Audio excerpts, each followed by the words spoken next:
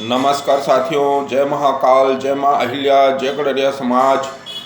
साथियों, मैं नारायण प्रसाद पाली, तखतपुर, जिला बिलासपुर, गडरिया समाज, छत्तीसगढ़ से। आज हमारे देश के विभिन्न राज्यों के छत्तीसगढ़, मध्य प्रदेश, गुजरात, महाराष्ट्र, पंजाब, हरियाणा, उत्तर प्रदेश, उत्तराखंड, झारखंड, बिहार, सभी राज्यों के प्रादेशिक प्रतिनिधियों और राष्ट्रीय अध्यक्षों से अनुरोध करते हुए उनका ध्यान अपनी टिप्पणी की ओर आकर्षित करने का प्रयत्न करने के लिए उपस्थित हुआ। साथियों, औपचारिकताओं के स्थान पर सीधे विषय वस्तु पर आते हैं। हमारे समाज के प्रदेश अध्यक्ष महोदय, राष्ट्र के राष्ट्रीय अध्यक्ष महोदयगण, आप जिस भी राज्य में निवास करते हैं, तो आप सभी से हमारा अनुरोध है कि आप हमारे गडरिया समाज के सामाजिक रीति नीति और कार्यों पर जो कार्य कर रहे हैं, उसके अतिरिक्त आप सभी से निवेदन है कि प्रमुख 2-3 काम पर विशेष ध्यान देने की आप सभी माननीय अध्यक्ष महोदय और आपके सभी सहयोगी साथियों को नितांत आवश्यकता है। पहला यह है कि हमारे समाज के बच्चों को उच्च शिक्षा के लिए सामाजिक संगठनों के माध्यम से ऐसी योजना बनाएं कि हमारे समाज के अधिक से अधिक बच्चे प्रशासनिक सेवाओं में, अखिल भारतीय सेवाओं में पहुंच सकें। दूसरी बात यह है कि हमारे ग्रामीण क्षेत्र के भाई बहनों को जो शिक्षित हैं उन्हें कैसे आत्मनिर्भर बना सकें।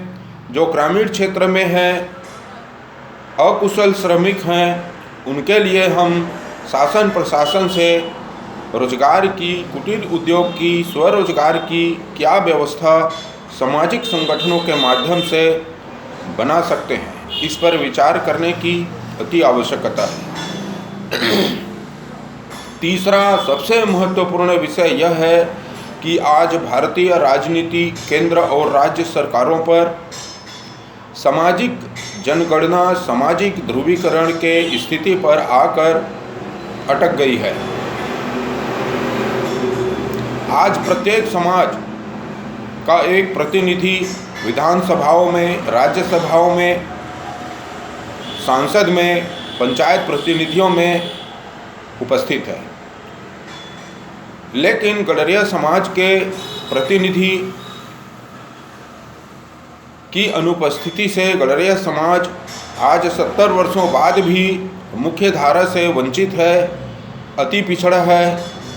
कहीं कहीं तो शून्य की स्थिति है। जैसे छत्तीसगढ़ में हमारे यहाँ तो शून्य की स्थिति है। राजनीतिक हक और अधिकार के लिए चेतना का अभाव है।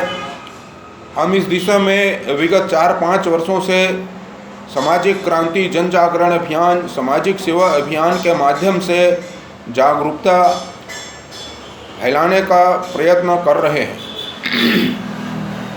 आज तक हमारे छत्तीसगढ़ में पृथक राज्य होने के बावजूद भी कोई विधायक विधानसभा रायपुर नहीं पहुंचा है और न ही किसी बड़े राजनीतिक पदों पर आसीन है और न ही राज्य के प्रशासनिक सेवाओं में है।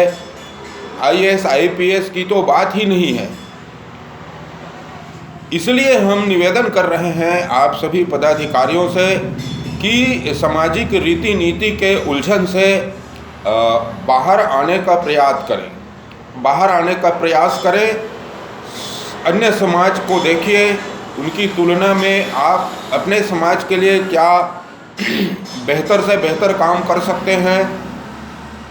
आज जिन समाज को उपेक्षा के दृष्टि से देखा जाता था, वे समाज देखते ही देखते 10-20 वर्षों में इस स्थिति पर आ गए हैं कि वे मुख्य धारा के अग्रिम पंक्ति में हैं उनके विधायक, उनके सांसद, उनके राज्यसभा मेंबर, उनके जिला पंचायत अध्यक्ष, उनके जनपद पंचायत अध्यक्ष, उनके बच्चे डॉक्टर, इंजीनियर, प्रोफेसर, वकील, डिप्टी कलेक्टर, कलेक्टर, पुलिस अधीक्षक, पुलिस उपायुक्त जैसे प्रशासनिक और राजनयिक पदों पर हैं।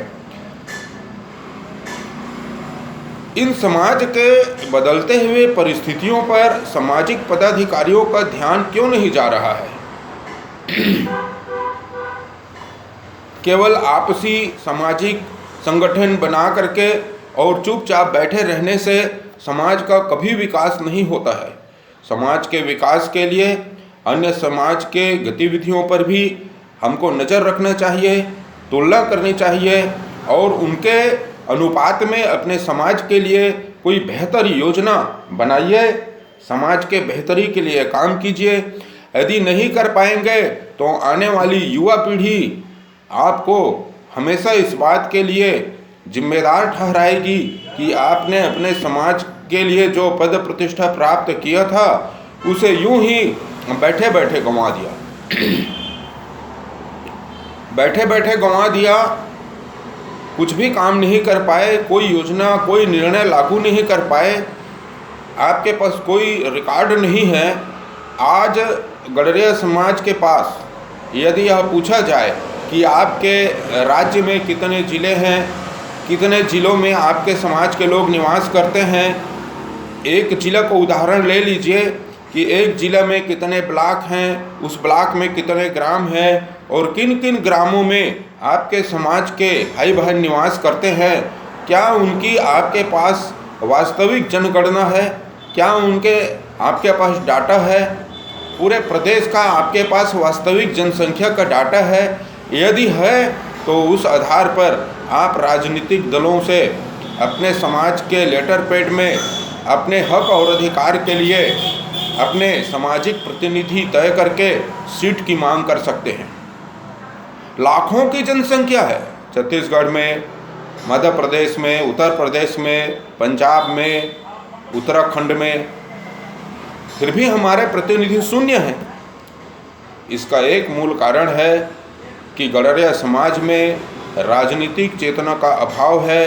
गडरिया समाज के सभी सामाजिक पदाधिकारियों से हाथ जोड़कर विनम्र प्रार्थना है कि सामाजिक रीति नीति से बाहर आते हुए इस विषय पर भी गंभीरता से विचार कीजिए, क्योंकि आपके बच्चों का, आपके बहू बेटियों का और आपका भविष्य समाज में सामाजिक हक और अधिकार, राजनीतिक हक और अधिकार के आधार पर ही तय होगा।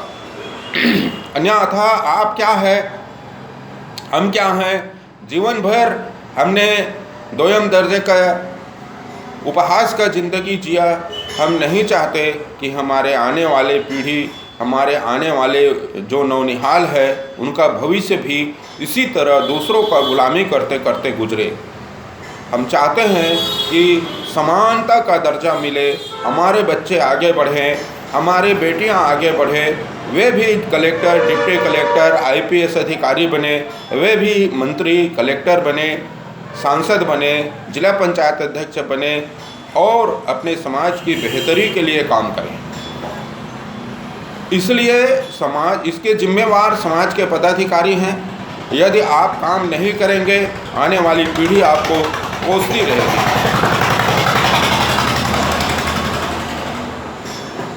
यह तो वही कहावत हो गई कि लोग कबीले की चिंता नहीं करते और कबीला का सरदार बनने के लिए आपस में लड़ते रहते हैं।